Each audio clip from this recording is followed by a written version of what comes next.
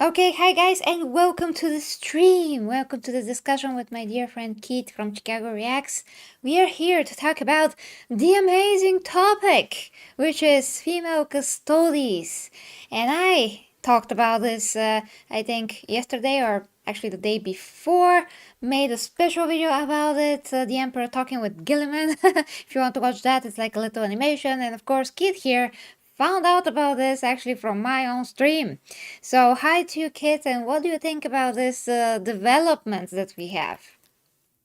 All right. Look, when it comes down to intellectual properties, Warhammer 40k, there is, the great thing about it is that it's flexible. You could take from it from what you will.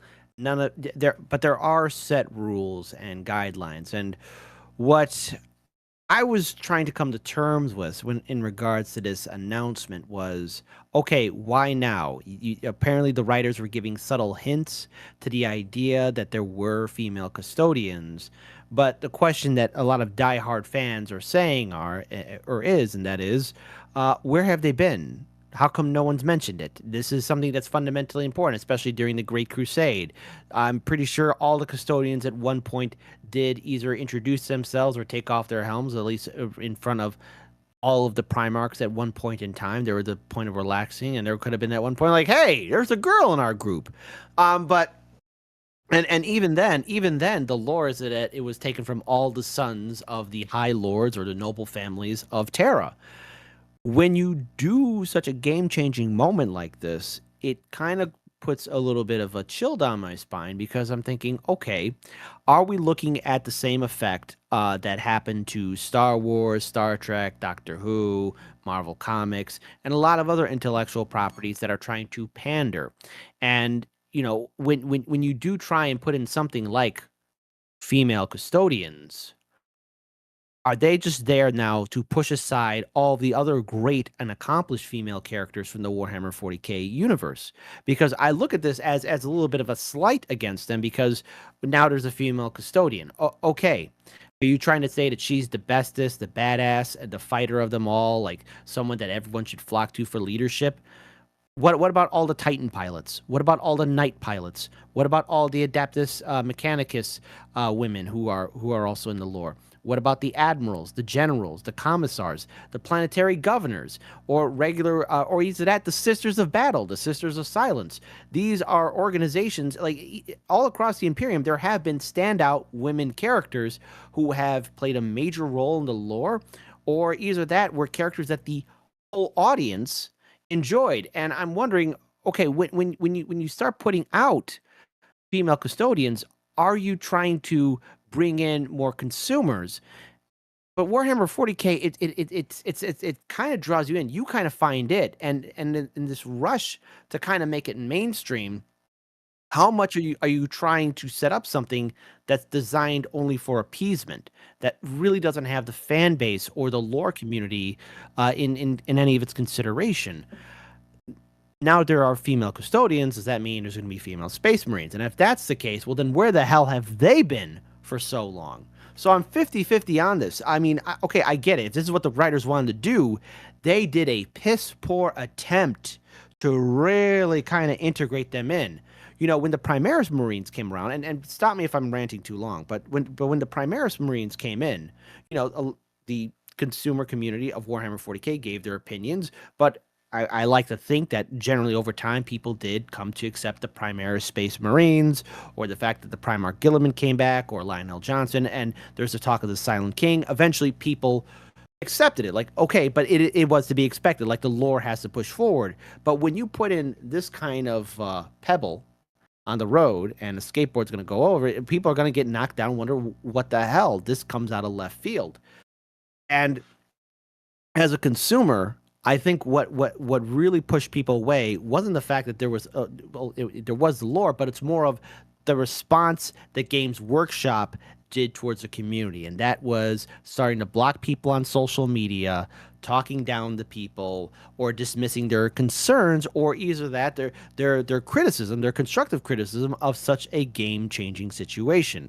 Now, I'm not going to give up on Warhammer 40k. I'm not going to give up on the products or the shows or the books, the entertainment. I mean, I love it. I love the community. I had an opportunity to work with Warrior Tier not on one but two of their projects, and I love being part of such a great and detailed fan community.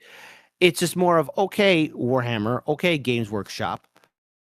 Are you going to be talking down and being disrespectful to the fans? Because the tombstone of Star Wars, Star Trek, Doctor Who, the Marvel Cinematic Universe have a word with you. They would like to talk to you because the fan base is what makes you going push along. And if you're trying to pander to everyone, are you sure said groups of people will actually buy the miniatures or buy the books or either that even make an attempt to understand the lore of Warhammer 40k? Because it isn't just set. There are tomes of books and games that took place.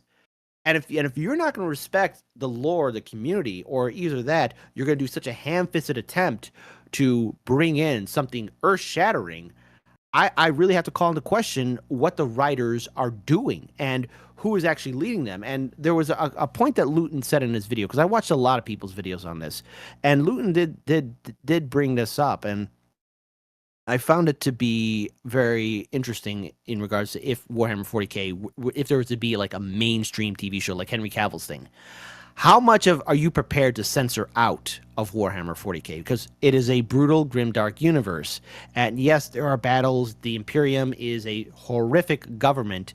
But you gotta forget. I think a lot of people forget like how horrific the enemies are, like Slaanesh. How the hell do you put that on the big screen? Are you gonna tone that down? Are you even gonna talk about Slaanesh? Nurgle. I mean, he's a god of rotten disease, but there's only so much. Even The Walking Dead can only do so much. And then there's Tzeentch and Khorne. There's the Drukhari. How much are you prepared to filter out of the Warhammer 40k community in order to appease the masses? Because the masses may not be willing to accept all of Warhammer 40k, but as soon as you filter it out, then the people who have seen something Warhammer 40k adjacent will be like, well, this show's not that special.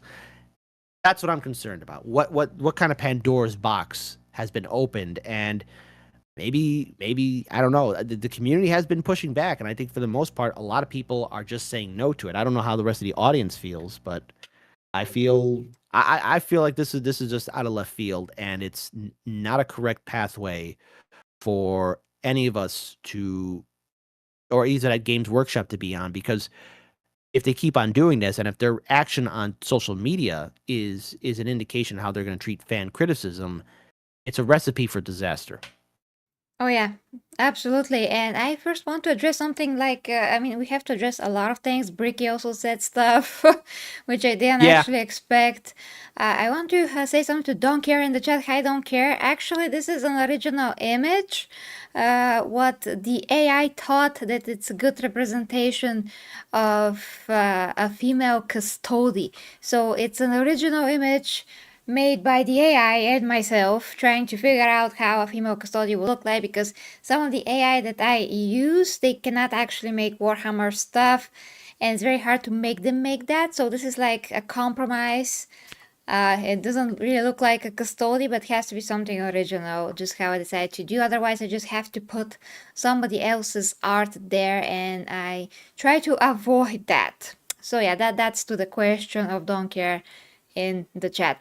Okay, now, yeah, guys, we have to look at this in many levels, because right now, what I saw, especially from Bricky, it seems that this is the other side of things. I mean, he seems to be more on the woke side, and he doesn't really want to acknowledge the thing that is the woke mindset at all. He's just like, yeah, it exists. Yeah, this is me. I'm kind of like this, and you know, GW retconned everything all the time, and this is one of the most common how to say this, excuses for what is happening now. But in reality, not everything that GW has retconned has been something that was already super mega clear. So when we're talking about, like, for example, how the Emperor met Horus, how they fought, how the emperor died, how Horus died. That was something in the lore that we knew how it went down, kind of from the other books and sources, but it wasn't set in stone lore. And we always knew that when new books are introduced, we will have more of a knowledge and the details are going to be more fleshed out of how actually that went down. So this type of a lore that is changing, that has to do with something that's not perfectly clear and established, it is different. But when you have books and codexes previously that said that the Custodes are men because they're Mhm. the sons of the noblemen are taken. Only the most exceptional individuals can become Custodes, and they're so few and far between. And that's why there's so few Custodes, and of course the process itself is so difficult. It's so different from that of a making of an Astartes, that's just very hard to produce, and so on and so forth. So we have something that is concrete. We knew that they're concrete, quote unquote, just male, and now all of a sudden we discover that there's female Custodes there. And of course that people are going to react like this because it is a literal retcon. When you say that something is white and all of a sudden you say that no, it's yellow now, it's totally different than not knowing the color of a particular thing in a book, in a, let's say, of a children's color book, and all of a sudden you find out the color eventually. That's totally two different things, and people cannot make like the differences between those things, I guess. And they try either to say that we should not have principles when it comes to the lore of anything because things change, or they're like, oh, you should have principles. And yeah, I think that we should all have principles, because if you listen to Bricky, it's like, oh, who cares? Nobody cares. Nobody's affected by that. And people in real life are not like this. And everybody are welcome to join the lore. Yeah, of course. Of course, everybody are welcome to join the lore. That's kind of not the point. And if I have this opinion in real life that this is a breaking of a principle, I will have this opinion on the internet as well. Staying true to myself and my own principles. So I don't know why he decides to also make the difference between real life and the internet, because people have those opinions in both real life and the internet, and the internet is just a reflection of real life. So I don't know why he tried to spin this way, that this is so freaking embarrassing for him and for everyone involved. Just so embarrassing. This is so ridiculous. We're so dumb. Yeah, like simpletons against the smart people or something. So I really didn't expect that from him, especially knowing how he is creative and he understands the universe. And he said in the video that it's so amazing. But before that, he said, it doesn't matter. It's some kind of a crazy universe with aliens and stuff. I'm paraphrasing. He didn't say aliens. He did say something else like Egyptian something kings. So he tries to make the universe seem unique in the same video, and it makes it seem like it doesn't matter at all to no one in that same video. So yeah, what do you think about that? Uh, Look, I'm looking at it as two different lenses, right? I'm looking at the point of, first of all, I am concerned about the influence of other parties involved in the decision of the retelling or the additions to the custodians. And I know that there are people who maybe want to be a little bit more open-minded and accepting to it, but when you make such a game-changing moment, and even though it might seem like a blip, part of me wants to say, okay, well, let's just see how this plays out. But again, in the back of my mind, I'm always going to be thinking, where were they? There's going to be a custodian that's going to stand out. A woman custodian, maybe when she met Angron or Sanguinius or something of that nature. And with another perspective too, what about, as I mentioned before, I already did my rant, but all the other women who have played a significant role in Warhammer 40k. Sisters of Battle, Sisters of Silence, Titan pilots, knights. Yes, there are women who are knights, or women who are part of the Adeptus Mechanicus, or those who are part of the Imperial Navy or the Imperial Guard. They have played a role. They have their stories. We have seen badass women in Warhammer 40k. And with the Custodians and to an extent the Space Marines, Primaris and the originals, they were men. But the thing is, like, the Emperor, he fast forwarded evolution, and these people who became Custodians and Space Marines gave up their humanity more or less. They are no longer us. They're us fast forwarded in evolutionary sense in regards to strengths and intelligence and endurance and all of that. Now you're adding in women into this. It changes the whole lore because then Belisarius Cawl would have noticed something. The gene seers would have seen something. Like all of these people would have had some impact or influence. There would have been a female custodian speaking to the emperor of that nature. And it's just more of, okay, well, now is this the case? How is the selection process being done? Because the only time we've seen like a woman who is on par with being a space marine, or dare I say it, to a custodian, was done by Fabius Bile. And he was the one who did it. But even then, when it got injured, he was horrifyingly upset. Like, oh, I don't know if I can make something like this again, because it's for him. It was his pride because he did something that the Emperor never did do. He created something that the Emperor never even considered, a woman adjacent space marine, which is a fantastic feat on its own because creating a space marine was only done by the Emperor and his gene scientists. And then there's the fact of how a community or an institution like Warhammer on social media talks down to its fans. These are the people that buy your miniatures. These are the people who buy your books. These are the people who have also dedicated a lot of their time and effort to make their fan-made projects.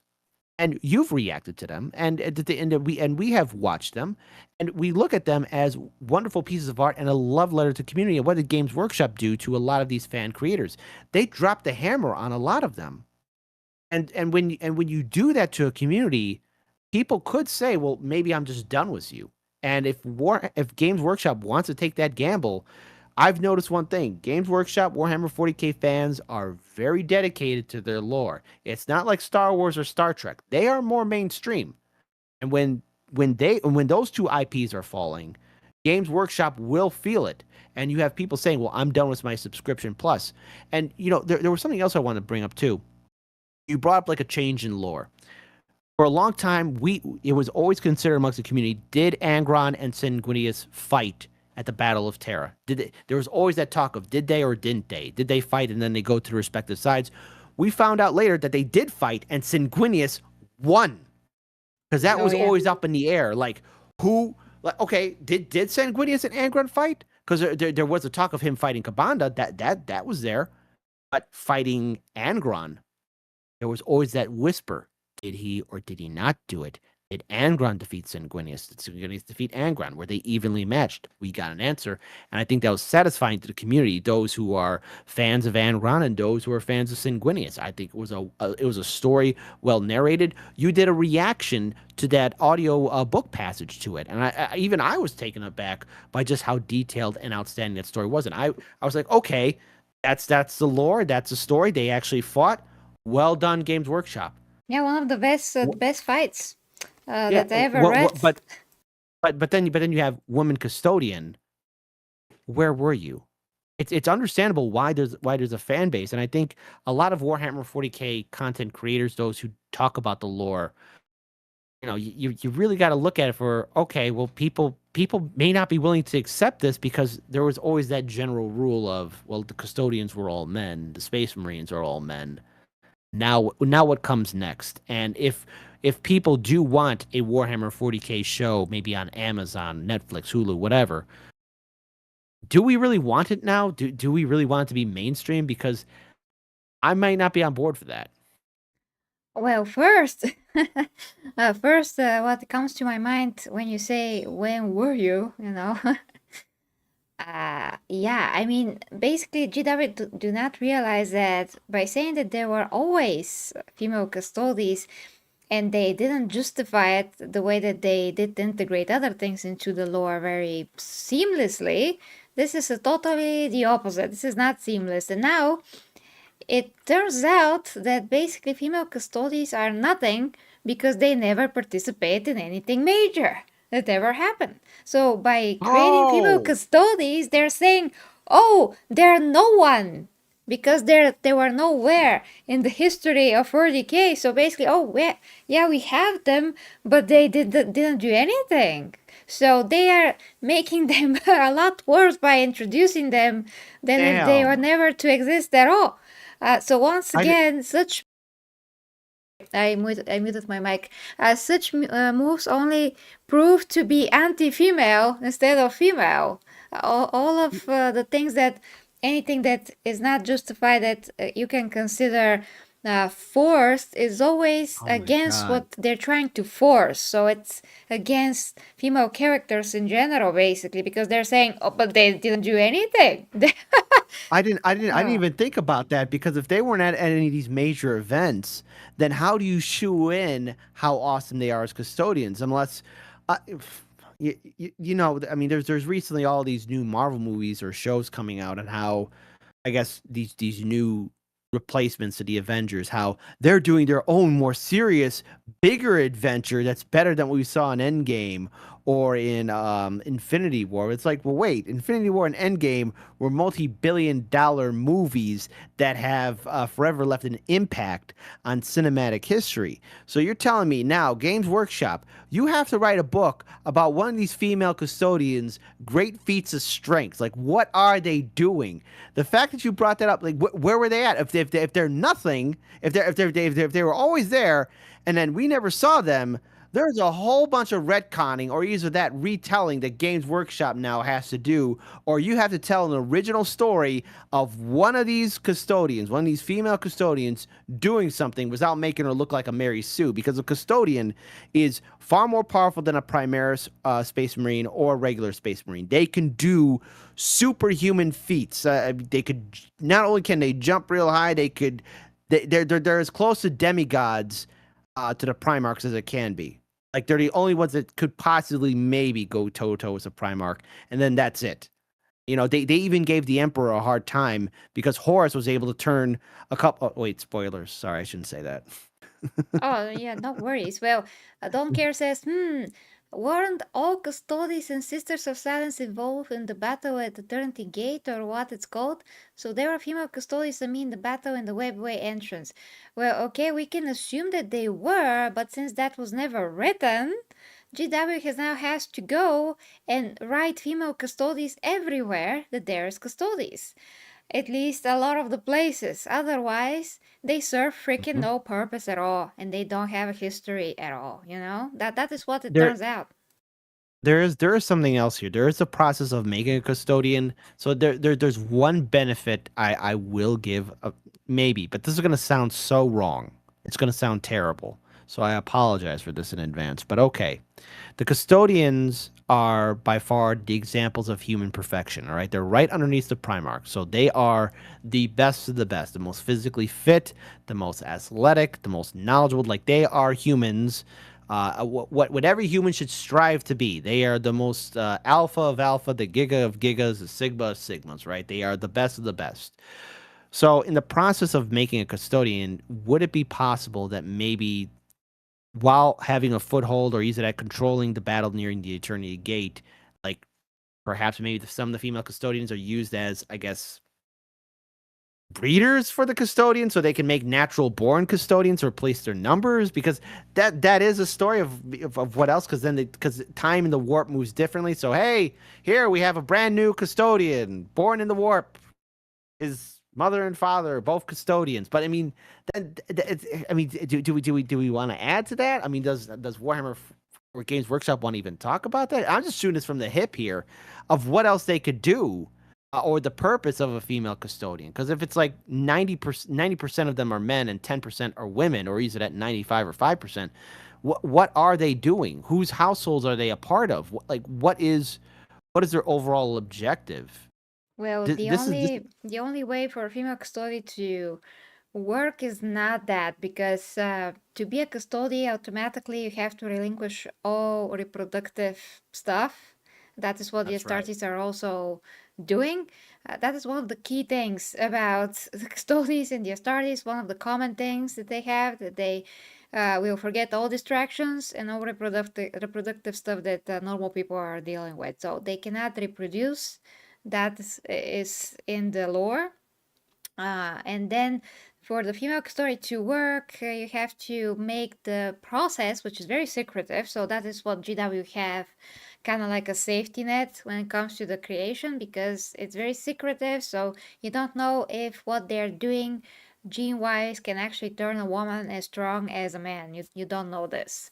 It can be yes, it can be no, but if they want to do that in the first place, they have to say that it is a yes, because then why would you make weaker Custodes? And the other thing is that the process, I mean, the personalities, the people that are chosen to be Custodes, like I said in the beginning, are so rare. They have to have exceptional qualities in mental and physical prowess, just so exceptional that they are literally 1 in a billion or something.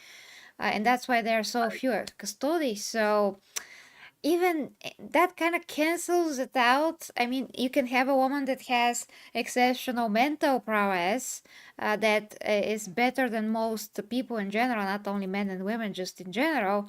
But then about the physical, you will never have a woman that will be naturally stronger than the most exceptional, strongest male. You can have a woman that is stronger than some males, which is possible, but those are the males that are weaker males, literally, and you will not get those males anyway to be Custodi or an Astardi for that matter. So how is this making sense from that point of view? If they just look for an amazing mental performance, fine, you can get a woman, but no, they are also looking for the full package every time that they're choosing a Custodi.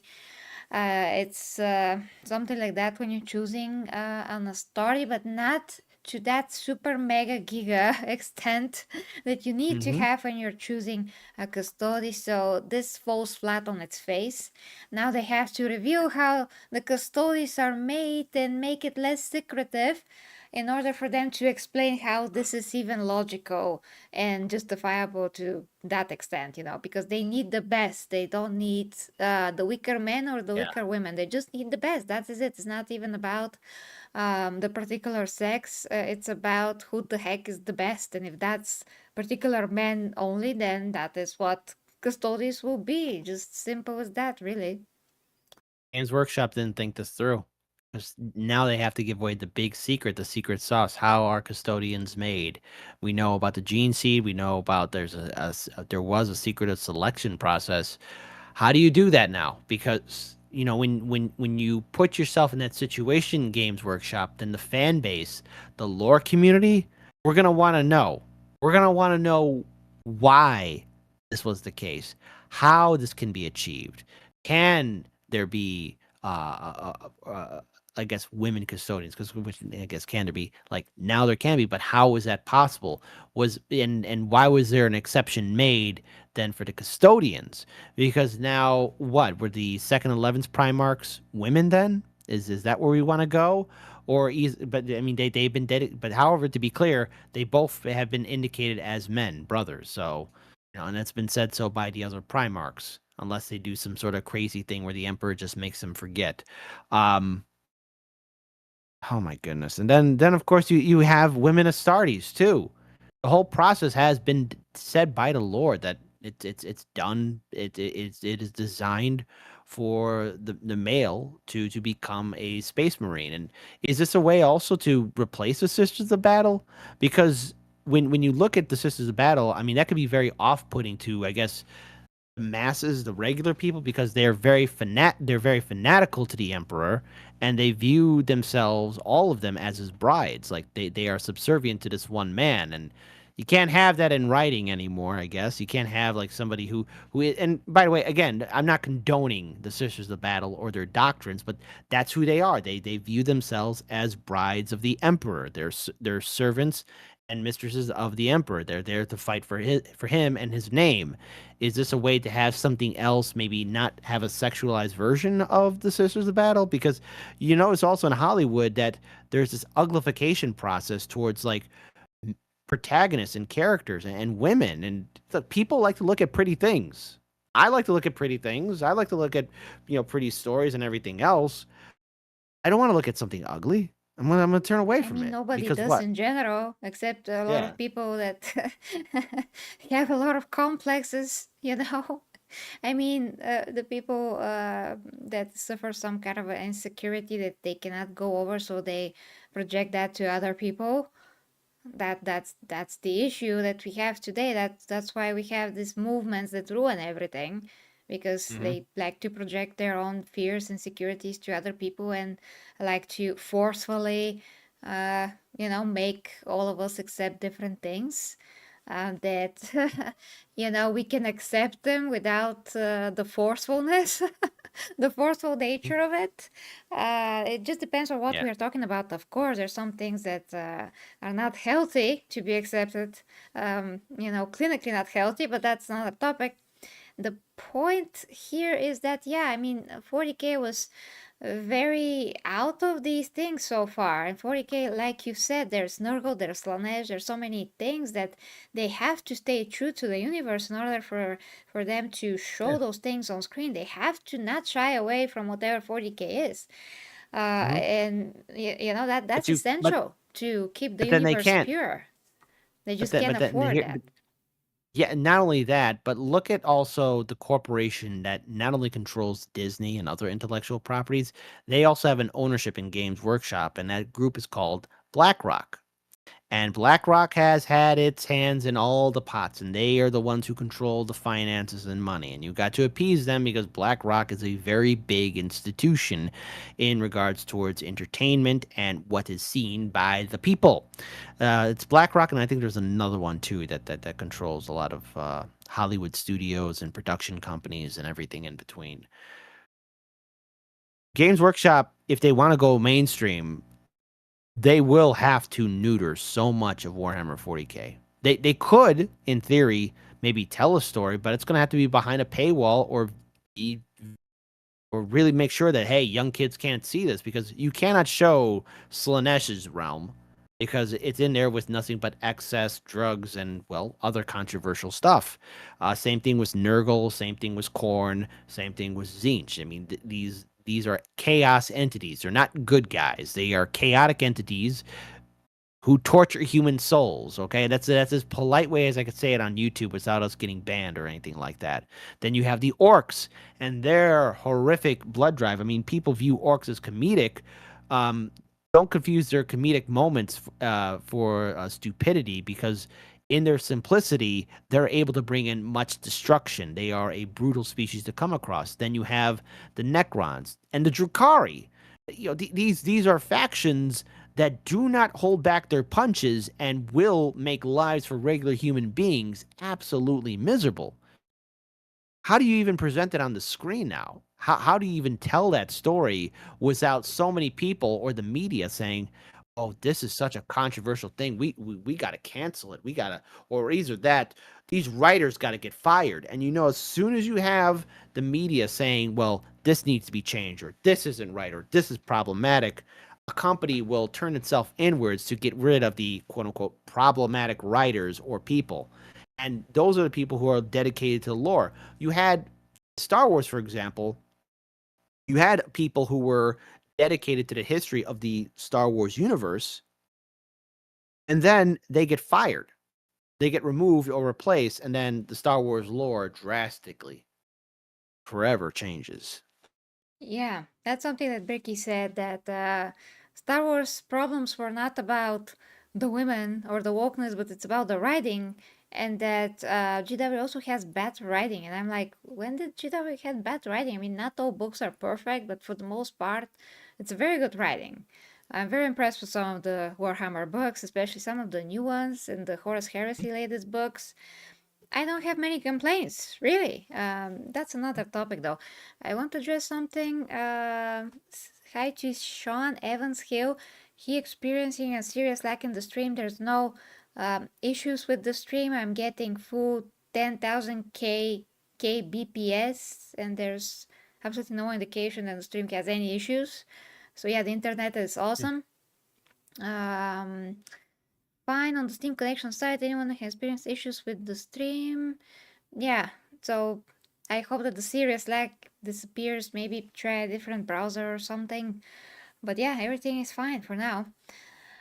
Okay, Keith. So there's a lot of layers to this, Yeah. really. So one thing they have to explain now this, I mean, the issue is not that the Custodes are female in general, it is because this is happening now out of the blue.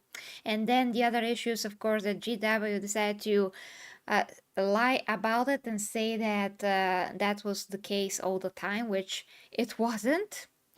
No. Just it wasn't. I'm sorry, but nobody have ever heard about female Custodes. Then you have the fact that other people would like to have to see expansion on the other female factions. You know, more about Sisters of Battle, more about Sisters of Silence.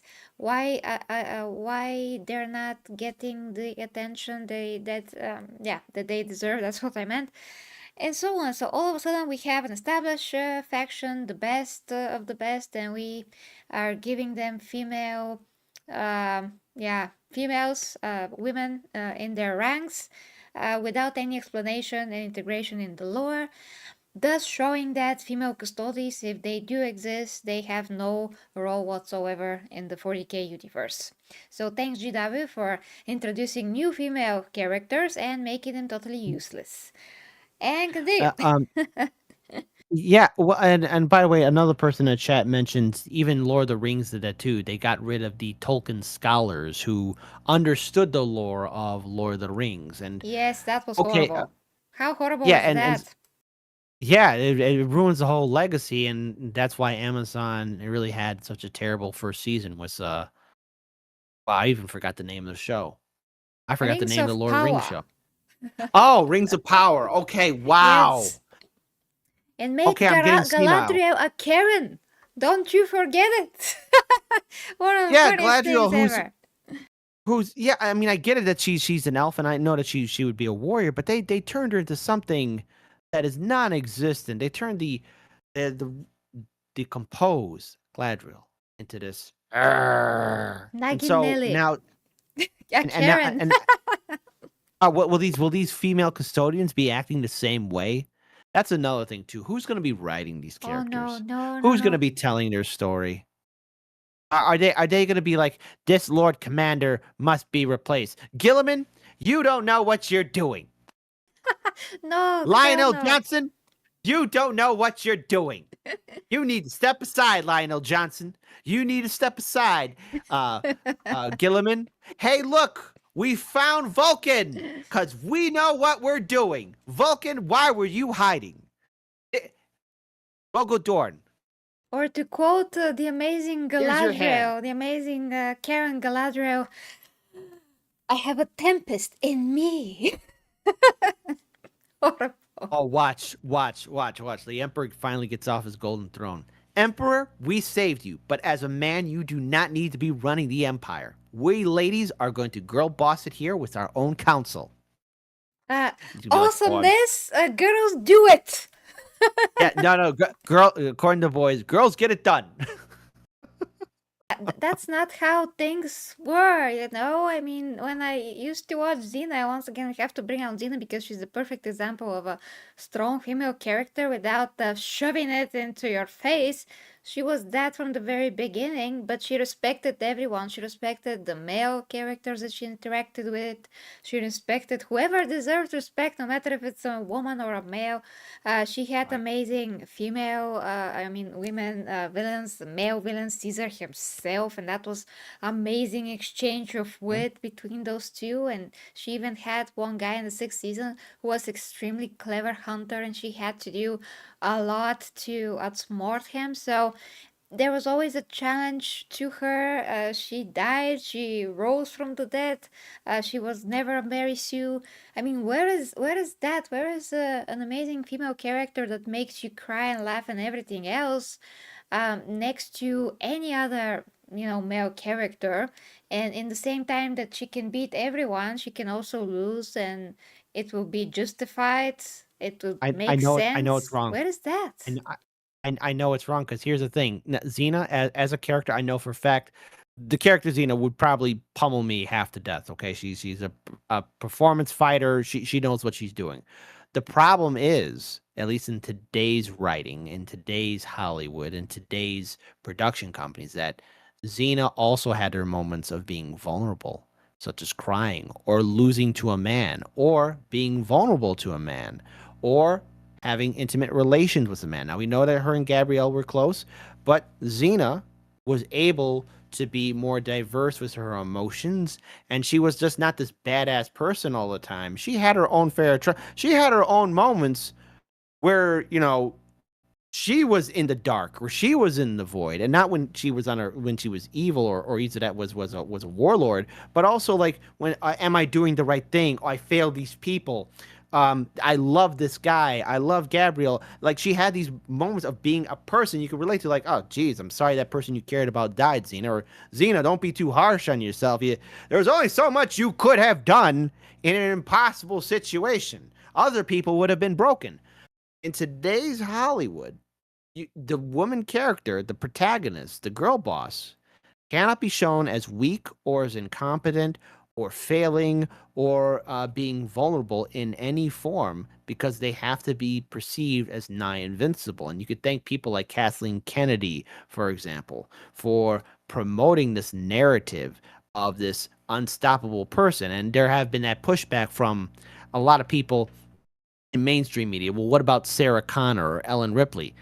Ellen Ripley and Sarah Connor, in their original films, those characters, I was afraid for them, but I was cheering for them, because I know that there's a physical difference between men and women, and I could say this too confidently, that probably Ellen Ripley and Sarah Connor could kick my ass, especially Sarah Connor for Terminator 2. But you see these two women in an impossible situation against two forces. You got the Terminator robot and the alien, and these are creatures that could break anybody, and yet they are there using their wits and their intelligence to outsmart them and survive. But they get hurt, they get scared, they get emotional, and there are people who are with them that they've lost, that they regret losing. That's a character that is impossible to be written by today's audience, because you want to sell this myth of a girl boss who's invincible. And there are women who could do phenomenal things, but if you make it so impossible to which they are perceived as perfect, I won't care. And I give this perfect example of Rey from Star Wars. I saw The Force Awakens in theaters, and it felt nice to watch it. The first time watching it, it was like the retelling of A New Hope. And I gave it a chance. Of all the sequel films, that's the one that I'm okay with, right? But what turned me away from Rey was when she defeated Kylo Ren, because then I thought, oh, oh, you got this. Oh, there's nothing to worry about. You're okay. She never lost to Kylo Ren. She's fine. Everything that she does is perfect. I don't have to worry about you. You can handle this. I'm not invested in your story. I Yeah. know you're gonna walk away. And if I know you're gonna be okay, if I'm not invested in it, then I don't believe in the character Rey. I could believe in Ellen Ripley. I could believe in Xena. I could believe in Sarah Connor. I don't know if I could believe in these female custodians, though. If they've Yeah. always been there, Yeah. what have they achieved? What have they done? Where are their feats? Because now, also, besides that, Games Workshop has to talk about the feats of the custodians and what they do. Because not all of them are palace guards. Some of them are sent on missions to get artifacts or protect, the Imperium from dangerous entities that not even the Grey Knights or other Imperial factions know about. What are they doing? How do you tell their stories now when they've been so secretive? Exactly. And one other thing that I like to add to the differences between the new female characters and the old good female characters is that you said that we are perceiving the new characters as invincible, but actually, when it comes to the old female characters like Xena, I also perceive her as invincible, but not because she was always winning, but because she had this enormous challenges within her own self and physically, and eventually she overcame them. She had to do incredible things, to think of incredible plans, to make this effort to Mm-hmm. overcome that, and she won this way. And I thought that she's invincible through this way of telling how good she is, and not through I'm just doing everything I automatically and I it's got great, with I no fight and struggle and character depth and character growth. But when we had Xena, she got through hell to achieve this excellence. So that's the I difference, really. I would say not invincible. How about inspirational? Maybe Xena inspires because Xena herself being like invincible. I would say like you want to be want to be like or emulate her strengths. But I think like again when you look at Sarah Connor, Xena, or Ellen Ripley, they're inspirational. Like even as a man, I can say wow, Sarah Connor, you took on the Terminator in the first movie, and then Terminator 2 with the liquid. When she has that shotgun and she's shooting, the first time I saw it as T2, I'm like, yeah, shoot him, shoot him, shoot him, shoot him. Like I'm rooting for her. Like yeah, that's what I would be doing too if I was in Sarah Connor's shoes. I'd be shooting that shotgun at the T2 at the Terminator, the liquid Terminator, just so that thing could fall into the melting smelter or whatever. Or then there's Ellen Ripley in Aliens first one, and then the second one when she takes the initiative when the Marines are getting overwhelmed, she pushes the lieutenant out of the way because they're freezing up, and she takes the armored personnel carrier and drives it in there to save those Marines. She's the one that does it because I would do the same thing too. Like, okay, these guys are dying in there. Lieutenant, why do you have a thumb up your ass? Let's go in there and save those guys before they die. Before they die, let's go save them. And then Ellen, and then Ripley too, by herself. All the Marines are gone. All the even the badass woman. There was a badass. There are a couple of women Marines in Aliens too. All of them are gone. All the badass people, men and women. She goes in there by herself to save Newt. Yeah, I mean, I like to well, think I would like to think I would have that kind of courage, but that is something inspirational. Like I'm rooting for you. I am rooting for you to win, and I hope you get out of it. Now we've seen Alien and Terminator, all that. We know it now, and we're just like, yeah, that's right, badass. But it's deserving. It's they earned the title to be badasses and remain inspirational to audiences across the board. yeah. This here, the Games Workshop dropped.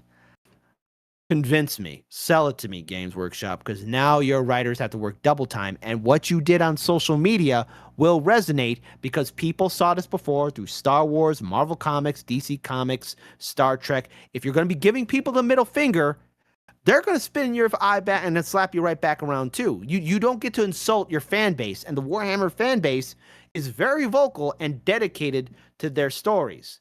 So you just can't talk down to people. You now have to convince people. You get more hot of flies with honey than with vinegar.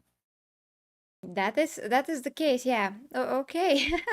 We have some interesting comments as well. I agree with you with the inspirational part. I just meant that when I think about the female character as Yeah. invincible, that means that yeah, I know that she's gonna win, probably. And if she doesn't win, then spoilers. I'm not gonna say the spoilers, but if something else happens to her, it's gonna be because she decided like this for the benefit of others, which is even better than what most people will do. Any fictional character, actually. But that's another And topic, like I said, yeah. and again, I look if there's going to be female custodians because we have someone in here like if a character with a vagina makes you upset, you need therapy. It's not that I'm upset about it. It's just more of how Games Workshop responded to the fan base community.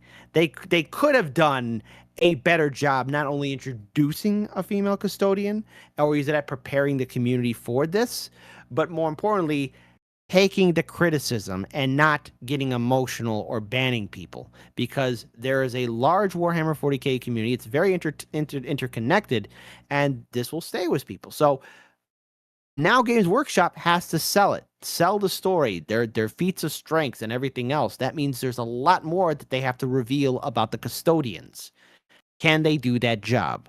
That's what I want to know. Can you do it now? Now that you drop this bombshell, you have to live with it. Yeah, exactly. I mean, people don't understand that it's not about that the custodians are female. I mean, if they were written as such, nobody would freaking care. We don't care about who is female, who's male. We just care about good stories, good characters. That's it. It's about how Mm-hmm. Games Workshop did this out of the blue without any justification. And like I've actually written on the thumbnail, why? Can anyone tell me why this had to be done, because nobody is answering the question why. Why do we need Hmm. this? If it's so okay, and if it's great, and if it's amazing, then answer the question why. Because you should do nothing out of no reason. You have to give a reason why is this the case. If female custodies does not add anything to the lore, and they do not add anything to the whole thing to custodies, why then make any custody female? And now the writers do have to work double time and do have to integrate female custodies in the whole lore throughout, because if they don't, then it will be clear to us that female custodies had no role to speak of in the Imperium, because they're not featured anywhere. So you gotta make somebody of the characters acknowledge them. You have to show some feats that they did, like Kit said here, of course, because no Primarch ever acknowledged them, no the Emperor, anyone. I mean, say any character at all in the Warhammer 40k universe, anyone that opinion matters, and nobody freaking acknowledged their existence ever. So what did that tell you? That one, the writers have to work double time, and second, if they don't, then once again GW, I mean that would mean the GW introduce female custodies only to say that they don't freaking matter at all. So what is going to Yeah. be GW? Either going to make this right and explain Hmm. and give us a reason why. There was a reason why the Primaris were created, and that reason makes sense because they're supplementing the whole Imperium with stronger Astartes, and that's why Belisarius Co created those by the call of Gilman. Of course, there's a reason for a lot of other things that do happen. The reason for the lion to return. We have explanation for everything, but we don't have an explanation for this. So that is why fans are angry. That's why this seems forced, and that is why this seems like is not because GW wants to enrich the lore, but rather that is because they want to listen to outside sources. And as far as I know, yeah, I saw some news that their stocks went down or something. Um, so this is only negative for them, and they have to make this right now. I don't know how they're gonna make it right, but they have to think of something to make this have value and weight, because right now it's just nothing. And by that logic, Right. why don't you put a pig in the lore and say that it doesn't matter? And here's a pink pig right here, Right. you know?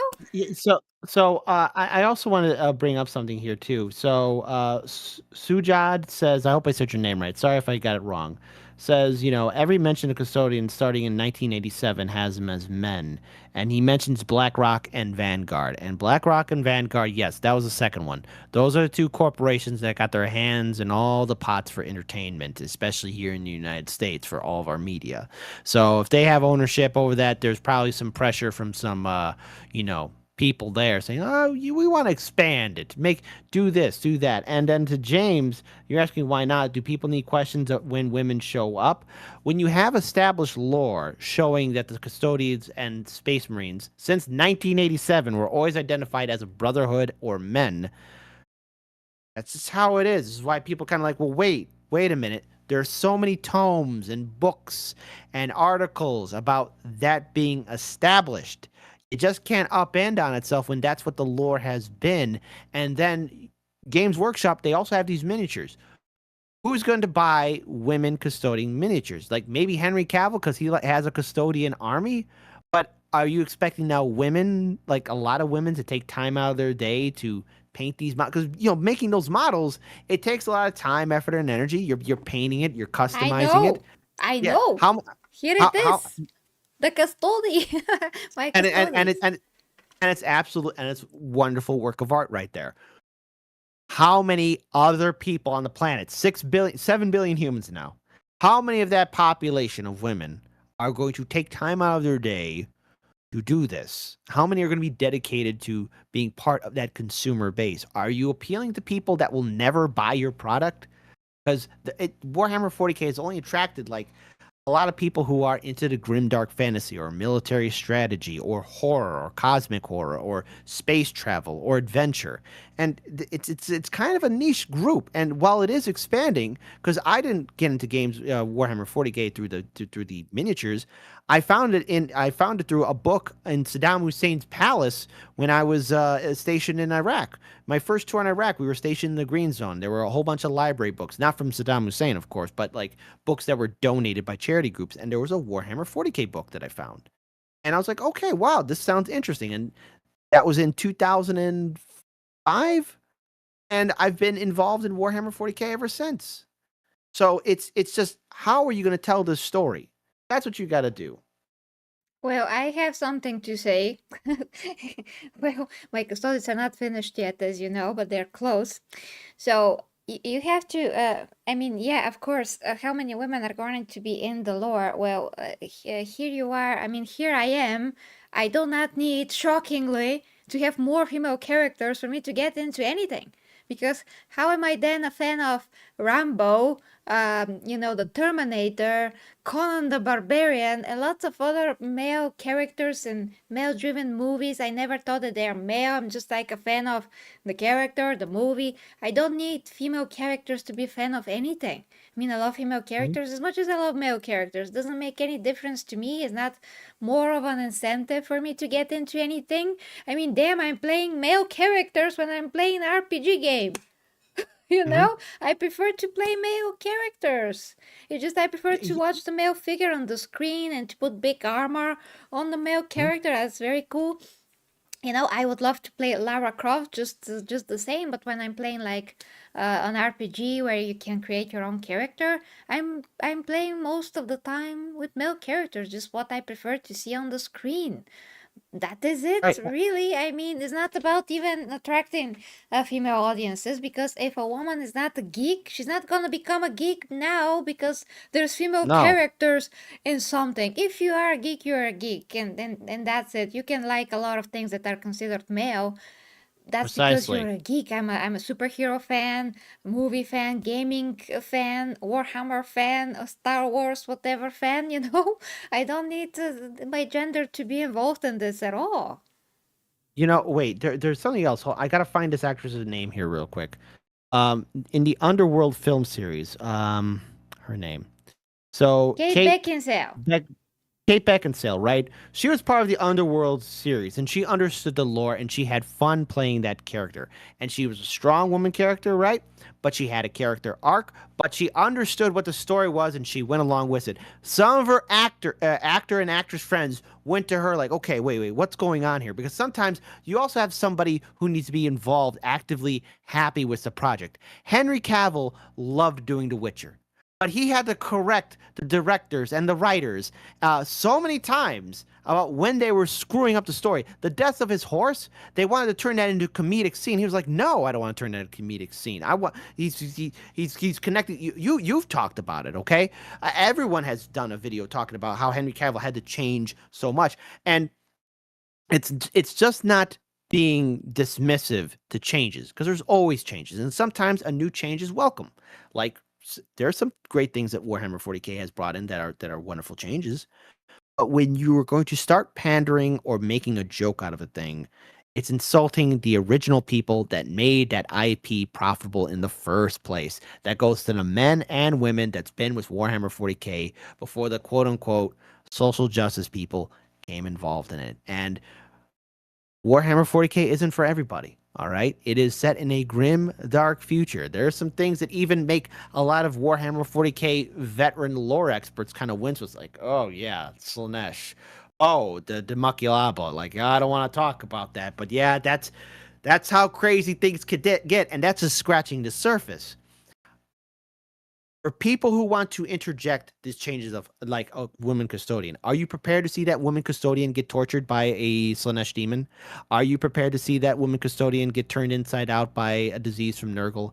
Are you prepared to see her lose millions of people so she can get an artifact? Because that's what the custodians do. Sometimes the custodians are sent there to a planet to save a person and then teleport them right back to where they're going to get executed. because the emperor deemed this person as a chosen one. The custodian protects them for a while, and then they leave them to their own devices. Are you prepared to see the custodian act completely indifferent at the massacre of billions of people? And that's what it means when you are in the realm of Warhammer 40k. It is not for everybody.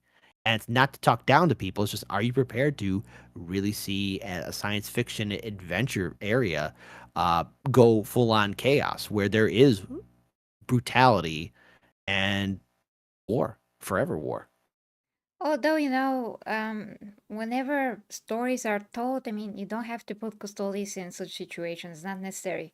Also, it's not necessary to show everything that Slaanesh actually does because, when we have the Total War Warhammer We know. games, for example, you see the armies, you see how his armies look like and all of that, but you don't see them do other things, So you Yeah, don't and you need to say it to know the nature of the creature, the god, whatever. You don't need to show everything on the screen as explicitly because in the books they're also not as explicit at all. I mean the books themselves, when I read at least about Slaanesh, there's barely mentions of other things because Warhammer is not sexual at all in its nature most of the time. They just skip over that part. And that's what I actually love about Warhammer because I don't need to read about a sex scene every 5 seconds at all. mhm, There just isn't any. And I'm very happy with that. I have enough of that in other stuff like Game of Thrones. I don't need that in Game of, not Game of, in Warhammer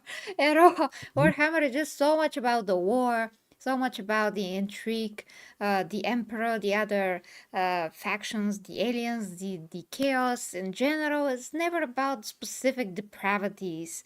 They're mentioned because you have to know how Slaanesh works, who Slaanesh is, that they're a Dark Eldar, how they failed to become the Dark Eldar. This is a lore that you can talk freely about, but when it comes to bringing that on screen, you don't need to make it an explicit. That will be a choice that is not Uh-huh. actually made even in the books as clear as you just know. I mean, not all the Yeah. time you need to be shown everything. It's just not necessary. I would also add in because let's face it, we got somebody in here who's adding in their 2 cents. It's always important to see another perspective. What I mean by character being destroyed, okay, look, as a guy, sometimes it's really difficult to see on the screen, like maybe a woman getting tortured. How would audiences react to Rey Skywalker getting her arm chopped off or her face getting burnt? In Star Wars, because Luke got his ass handed to him by Darth Vader. Darth Vader messed him up, and that was rather shocking to see. Could you see that people reacting the same way to what happened to Rey Skywalker?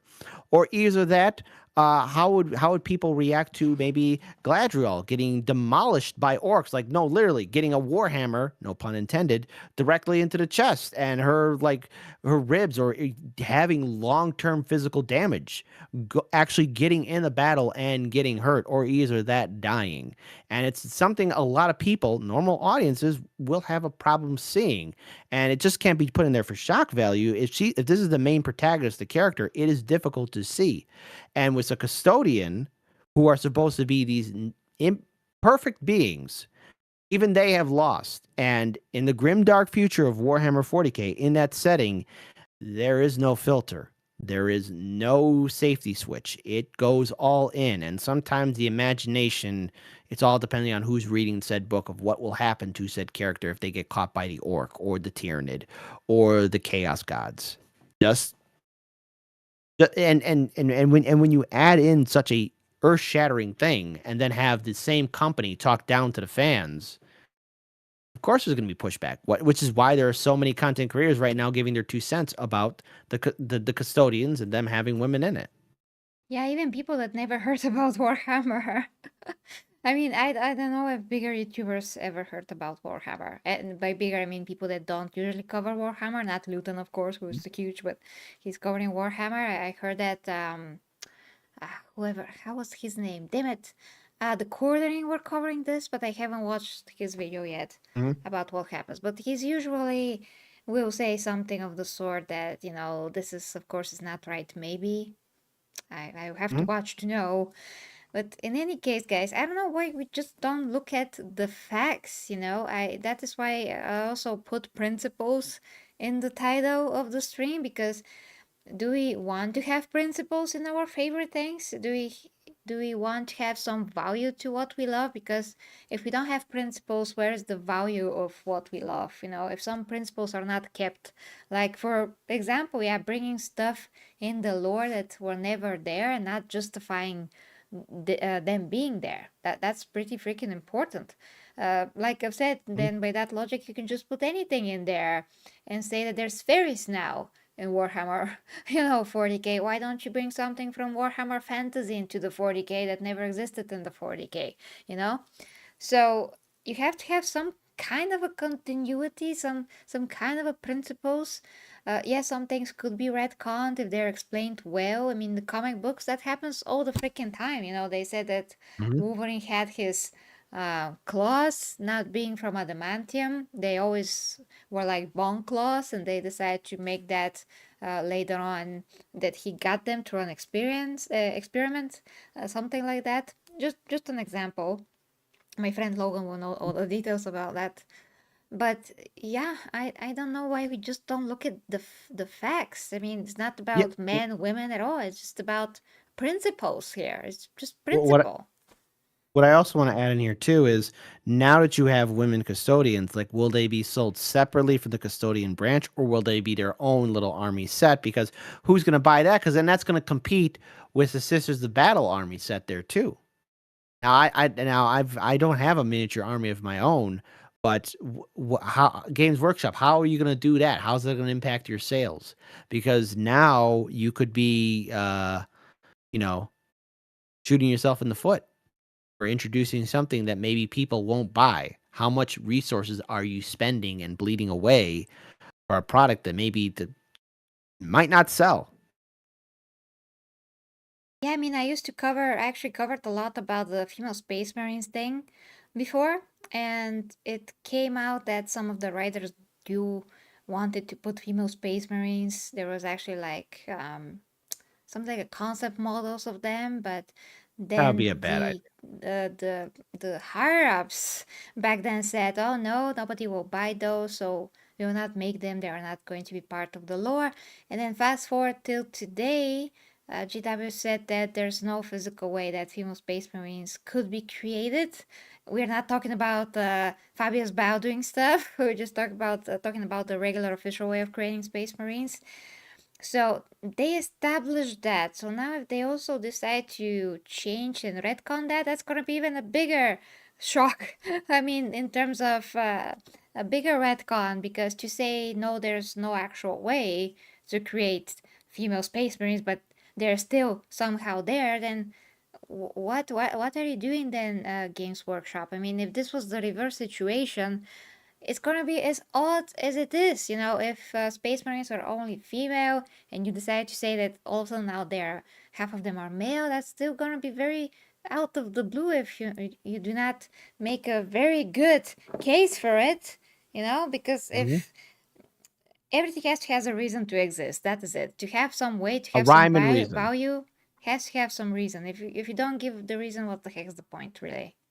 Yeah, and if it's just to score points or validation or to make you feel good, okay, fine. But eventually that feeling will pass away. The fan base who's been around may not be around to stay and see how you fix things. Like case in point, when you had the new season of Picard, right, which was supposed to be the follow up of Star Trek: The Next Generation, it is no debate that season 1 and 2 were terrible. Season 3, I would view it as the apology letter. Dare I say it? Maybe that was the perfect way to start off the Picard series because it gave the fans the closure, the real closure after the Next Generation films ended. And that is the crew got back together, the Enterprise D was rebuilt, it was on one last adventure. Picard actually has a son, his legacy lives on, and it was as best as they could do after the ridiculousness that we see from Star Trek now. It was probably the best one out of them all. And when you have when you have a series, then also, and its directors and writers say, well, this wasn't meant for you, this wasn't meant for you, or you can't accept it, maybe you should go away. People will take that to heart, be like, okay, because we've seen it with Star Trek and Star Wars, and anytime they try and put out something new, it has been an absolute garbage heap. Because you have people writing or telling these stories from Star Wars and Star Trek that don't know the lore, that don't take the series at all serious.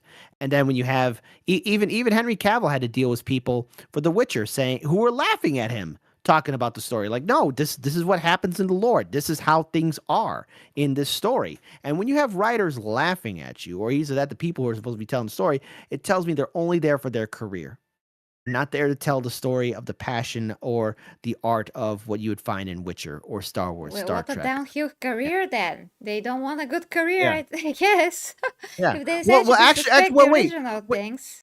it's not downhill because in the realm of Hollywood, it's all who you know and who you could butter up to.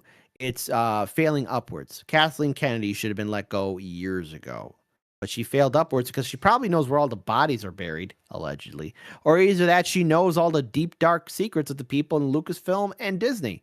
And so they know better than not to fire her because she probably has something over their heads. Yeah, But I then think again, it's this gives individual. yeah, yeah, and then it's also Kathleen Kennedy too, who has, all these writers because now finally she's at the helm.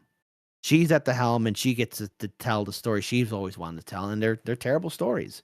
And I hope that Games Workshop can look. I want to see them succeed because I love Warhammer 40k. I hope you can explain about female custodians. I hope you can it sell me and convince me that these are characters worth investing into, and it's just not pandering.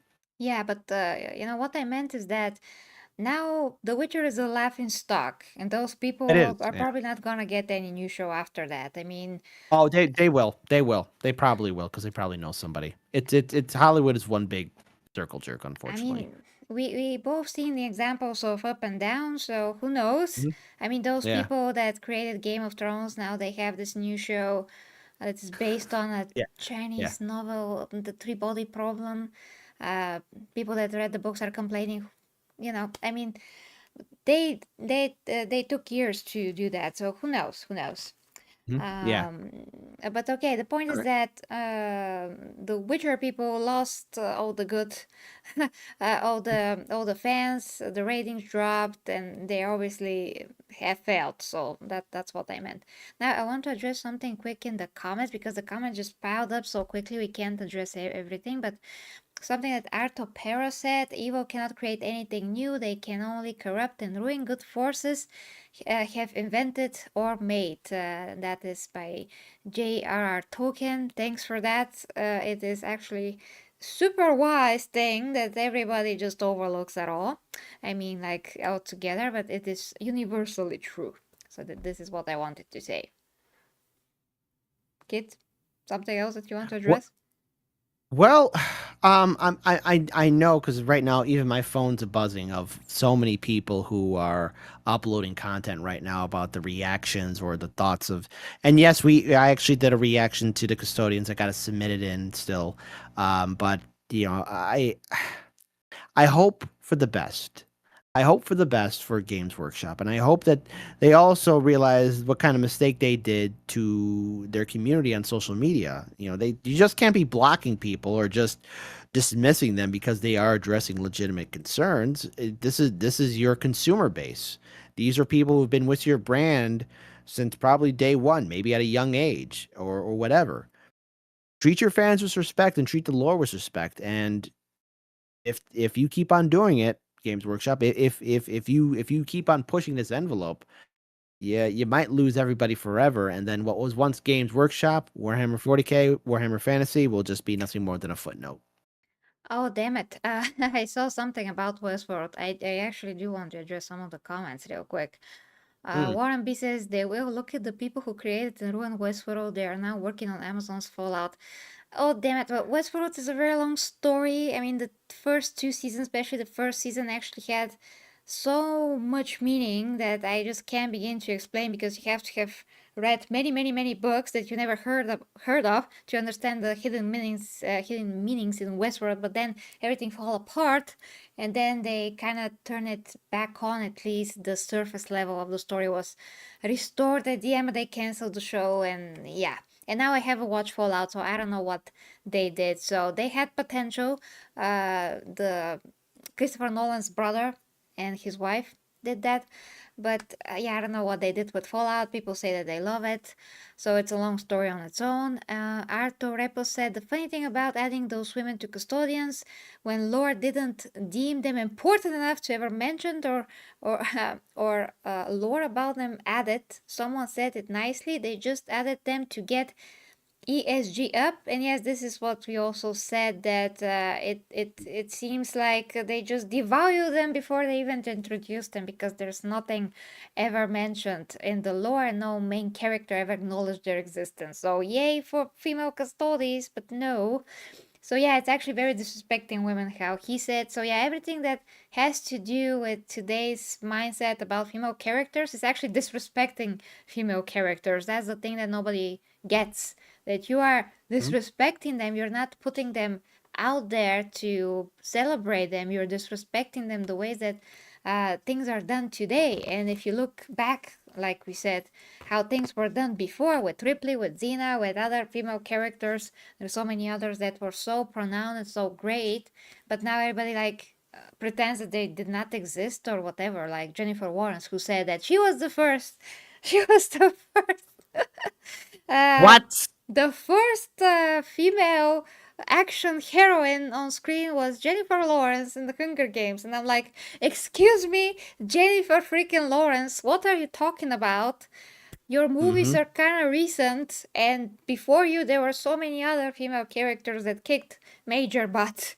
You are not even, I mean, Katniss is not even that special. I don't even like Katniss that much. She's very whiny to my taste. And they even wanted to reboot Xena with No. Katniss-like characteristics and make her like Katniss. I'm like, what are you doing? And I'm happy that this scenario fell down the drain completely, because Oh this God. was going to be a total disaster if they nerf Xena and make her a whiny bitch. Excuse my language. Make her like Katniss. I'm like, what the heck? So there's so many things that are wrong. It's a complete chaos. Like literally, we're talking about Warhammer here, and guys, this is a complete chaos that we're witnessing right now happening in the Mm. world. Really, that's I why got. I used chaos in my Emperor Gilliman animation that I posted before the stream, because it's literally like GW represents chaos right now, and they don't like continuity. They don't like established lore, so they just made chaos and a chaos thing and represented and put a female custody there and said that it's very good, and we all have to just accept it, even if it doesn't make any sense. Because it's female, we have to accept it, not because it makes sense. Great.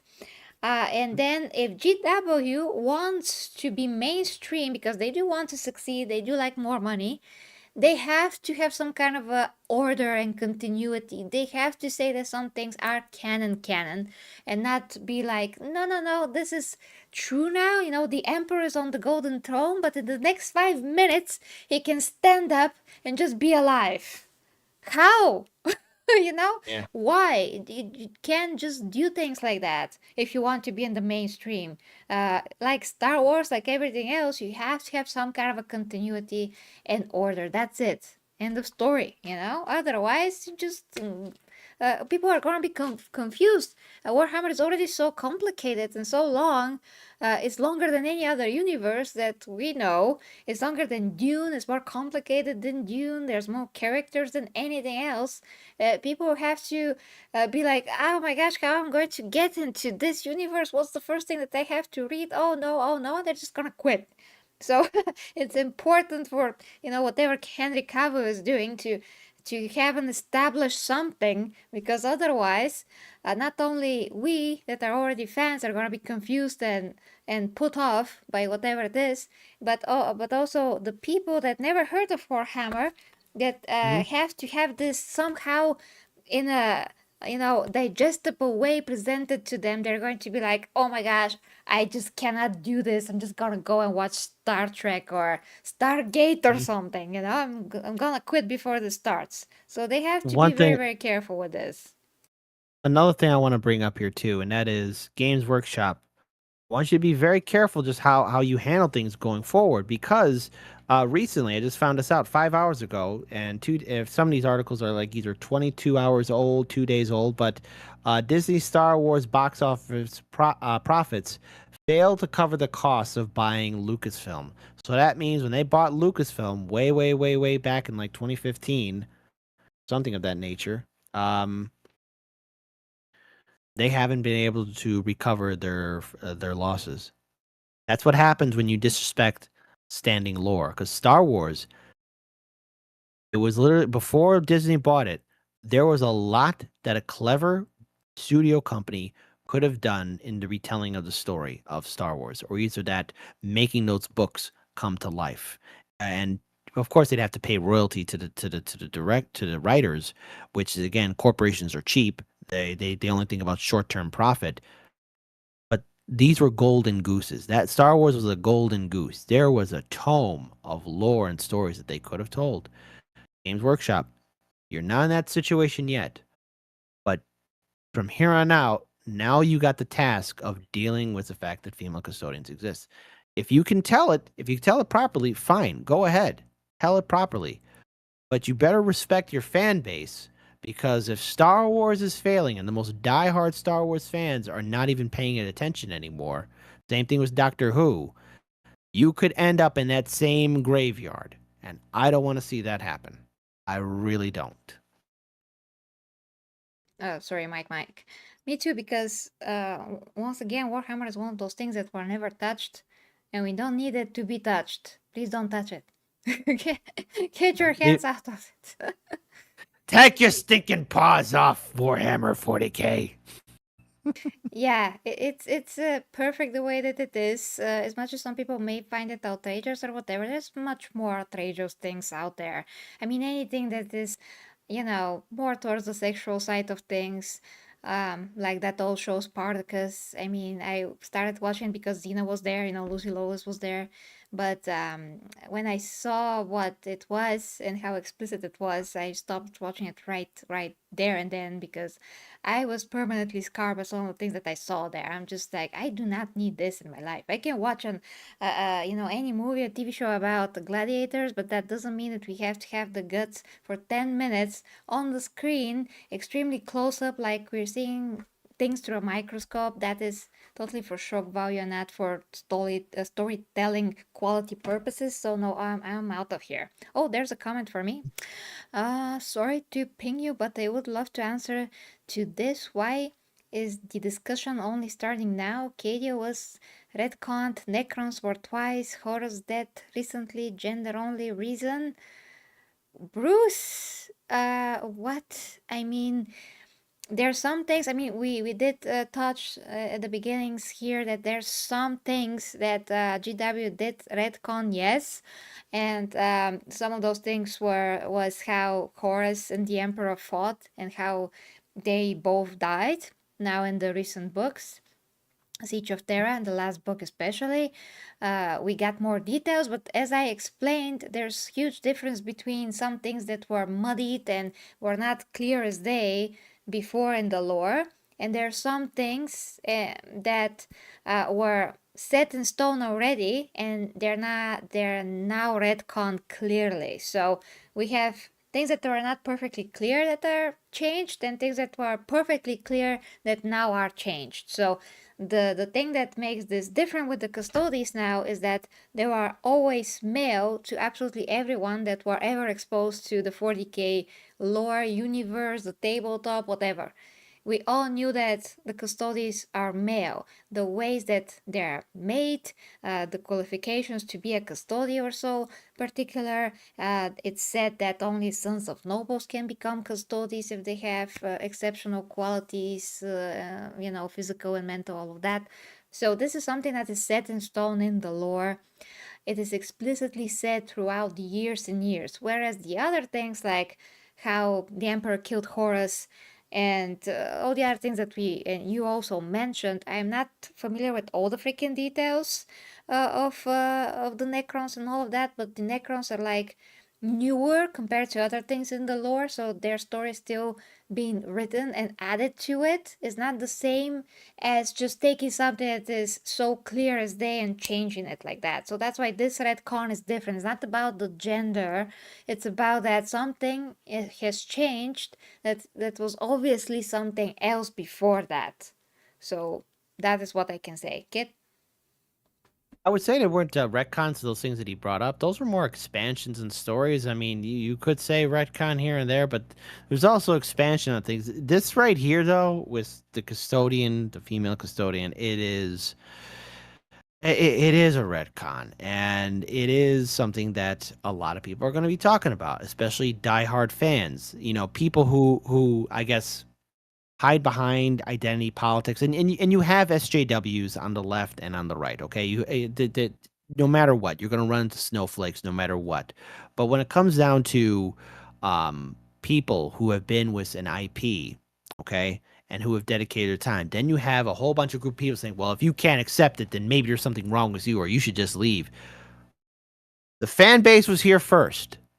That's the thing before the masses came in, and that is you have to. There were people who built the infrastructure and the foundation first, and there is a set of lore that is how the story has been designed and how things are done, and that's storytelling. And it goes for everyone across, no matter what IP or intellectual property. And I'm pretty sure that there are some, I guess, I don't know, if there's like a lore where there's something I know you have a science fiction universe and there's only but nothing but women warriors, for example, right? And then all of a sudden out of the blue there's a male warrior in that group. Well, okay, how did that happen? How'd that go down? Or better yet, case in point, you know, in the series Dune, Benny Gesserit wanted Paul to be a woman, but instead his mother decided that she's going to have a son, and that was earth shattering, and that was the reasons for him to be the chosen one or go down that journey. So, you know, for everyone that's really shocked that there's such pushback from the Warhammer community, were you there from the beginning?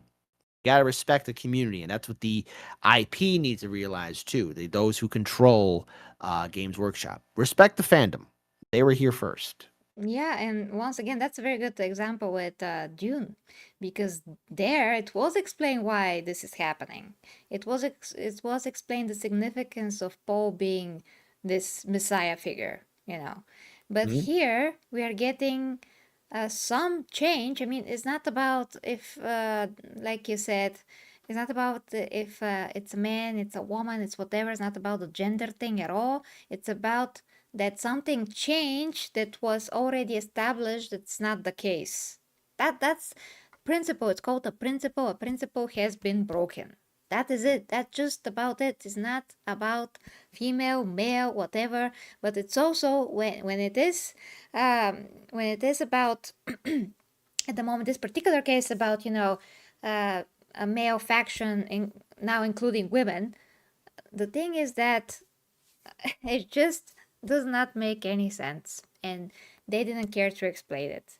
The principle has been broken, and that is all about that. And then you have the other female factions which are not fleshed out enough. People really, really like them, but there's not enough lore about them, and people want that. So people do want some attention to the female side of Warhammer 40k that is already Mhm. there.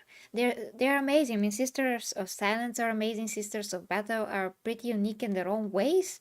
They have unique stuff about them that make them so badass and so amazing. But they're just they don't get enough attention. So that is the issue here. They need to get more attention if GW really respects them, if really they want to put some women on the spot and not adding women elsewhere where they just don't belong.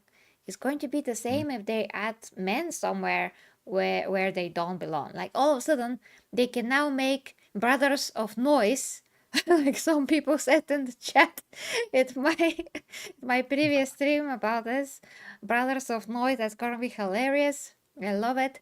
But if they do that, it's gonna be different again because they're going to be inventing new faction that did not exist, and all of a sudden they will make it right now. It could be a product of Belisarius Co. Who knows? But it's gonna be justified because they're going to have some kind of a story in order for them to exist, and it's gonna be hilarious.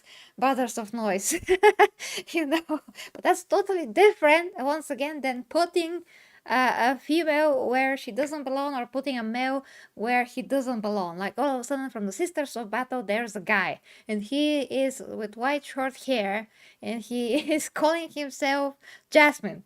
You know, that's gonna be very sticking like a sore thumb right there, and just Mhm. not this is not the nature of 40k. That's what you have to understand, guys, and what GW have to know about their own IP. The nature of their own IP is not about those things at all.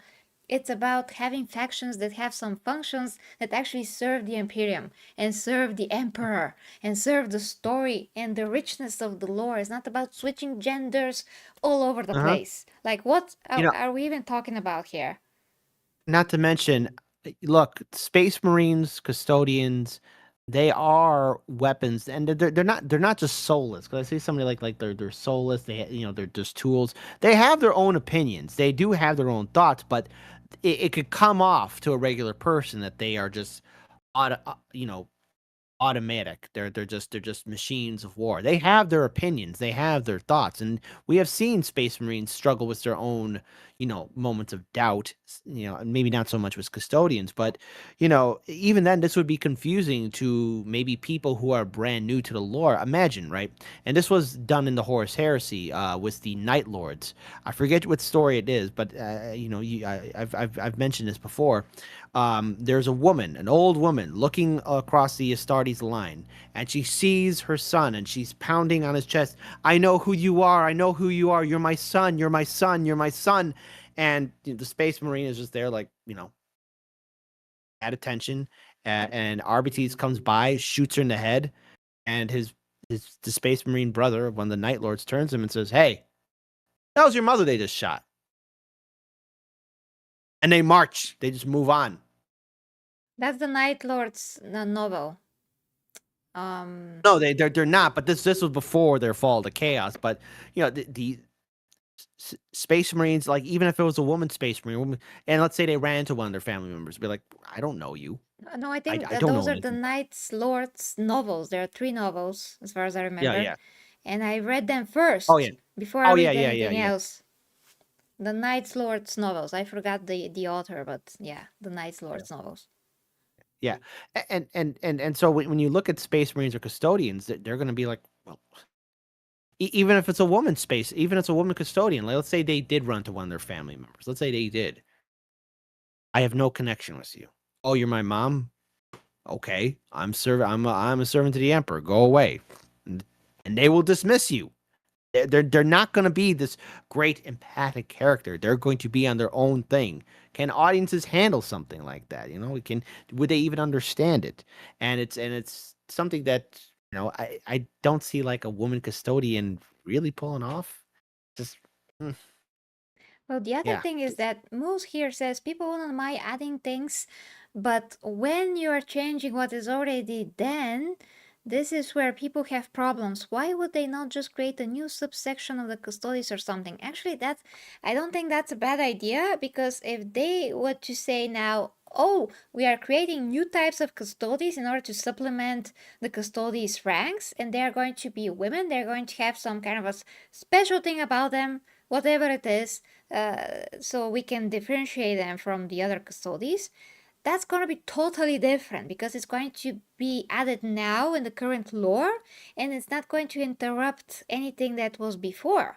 It's just going to be integrated seamlessly. So if that were to happen, I wouldn't think that people will have any problem with that, and I don't think any problem with that if it's going to really add to the lore and the story. So if it's going to add value and enrich, the story, then I'm gonna be fine with that. So yeah, if they just adding new Custodes ranks literally this way, not saying that the the original Custodes were already with women, then this is going to be totally different. It's going to be done the right way. If there's a right way, that's one that could be explored at least. But no, we can't have that now. So, that ship has sailed. Yeah. So, okay, here we are, Games Workshop. Good luck. You're in this little situation. Write your way out of it. Yeah, indeed. So we are going to watch the situation unfold, guys. If anything else happens, I am happy to cover it. And if Kit can join me, that's also going to be amazing. So yeah, guys, to finish this off, thank you so much to all the amazing people that actually joined. I cannot believe it. Uh, you can watch my funny video about the Emperor talking to Gilliman about adding Custodes. All of a sudden, and the Emperor just found out, and he's like, what the heck is happening here? If you want to watch that, it's uploaded just before the stream went live. And of course, guys, if you like to support the channel, I'm actually doing some coaching and non-Slaaneshy things. I have to underline every time that I'm doing non-Slaaneshy things and using OnlyFans for my coaching services. So yeah, everything that I can help you with is there when it comes to fitness, health, nutrition, intimate relationship coaching. You can say sex ed coaching, but that's kind of like in the intimate relationship stuff. Anything that you have a problem with, basically, I'm there to help you. And of course, because I am a fitness person, I'm also showing my fitness progress through pictures that are tastefully done, so it's not anything Slaanesh like. Slaanesh would not approve my my pictures, at all. So yeah, just saying that for anyone that could be interested in my coaching services right there. And of course, there's the Discord. It's free. Anyone can join and talk to the other community members there. Mostly, 40k fans are very good. I'm happy with the 40k fans. The community is good. Our community here is very good. So yeah, guys, that is it. I hope that you enjoyed this discussion. Feel free to fill the chat, not the chat, the, the comment section as well with your thoughts, and I'm going to read each and every one of them. So thank you very much, guys, for your attention. Thank you, Kit. Bye to you. Emperor protects. Emperor protects for me. The 40k Empress show and Kit from Chicago Reacts. Bye bye.